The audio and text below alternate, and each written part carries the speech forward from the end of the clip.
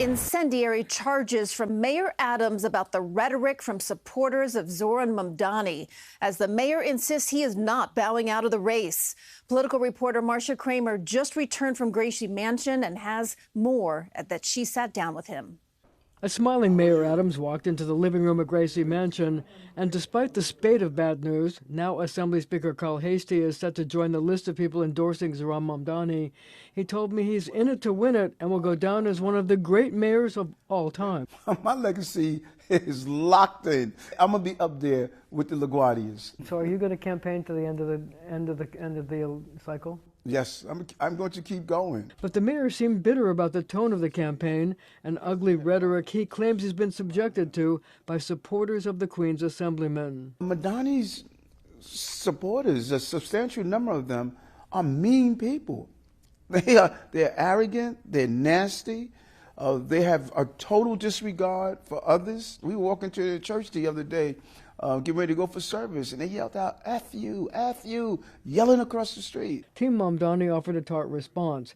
It speaks volumes that the mayor, especially at a time of heightened political violence, would choose to spread dangerous lies about the New Yorkers he was elected to serve, all while never refusing to condemn Trump's threats to deport and arrest Zoran Mamdani. Meanwhile, Governor Hochul said she's backing Mamdani because she thinks he has backbone. What this city needs is someone who's going to stand up to Donald Trump aggressively and not cave and not be bought off. The governor said she agrees with Mamdani's goal of universal child care, but doesn't support his desire to arrest Israeli Prime Minister Benjamin Netanyahu if he comes to New York because of a warrant issued by the International Criminal Court over his conduct of the war in Gaza. I would say that Benjamin Netanyahu is a person who is nowhere near unanimously supported by Jewish New Yorkers. And that is an opposition because of the fact that we are speaking about a war criminal. I disagree with that, and I also do not believe the mayor of New York or the NYPD have the legal authority to do so. Andrew Cuomo agreed. I think it's just hyperbolic rhetoric to make the point that he's anti-Israel. We know he's anti-Israel.